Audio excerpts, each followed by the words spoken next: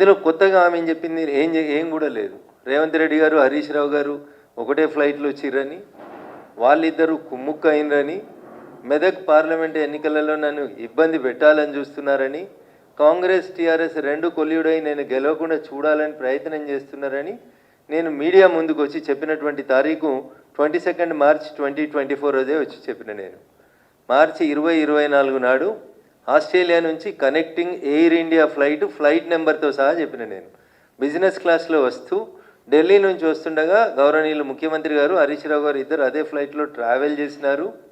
నన్ను ఓడగొట్టేందుకు ఇద్దరు ముచ్చట పెట్టుకున్నారనే విషయాన్ని నేను ఇవాళ కొత్తగా చెప్పలేదు.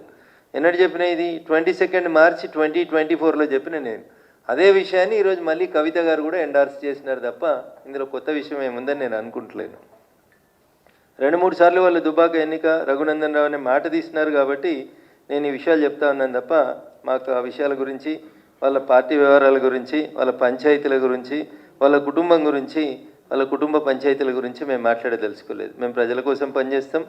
భారతీయ జనతా పార్టీ ప్రజల పక్షాన్నే నిలబడుతుంది. పాల వ్యాపారం చేస్తారా, నీళ్ళ వ్యాపారం చేస్తారా, ఒకళ్ళ కాలు బట్టి ఒకళ్ళు లాగుతారా? మరి పాల వ్యాపారం చేస్తుంటే ఇంతకాలం ఏం చేసిరు? అయోధ్య రెడ్డి గారు ట్వీట్ చేస్తే బహుశా అయోధ్య రెడ్డి గారు ఇప్పుడు ఎక్కడనో కమిషనర్గా ఉన్నట్టున్నారు.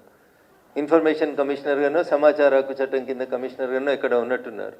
మరి అయోధ్య రెడ్డి గారు మాట్లాడాలి, పాల వ్యాపారం ఏంది, ఎందుకు ట్వీట్ చేసినారు, ఎందుకు తీసేసినారు, ఇట్లాంటివి ఏమైనా ఉంటే వారు మాట్లాడుకుంటే బాగుంటుంది తప్ప మీరు అందరికీ మనిషి కింద బురదేసిపోదామని అనుకుంటున్నట్టున్నారు. చెల్లె బురదేమొద్దు.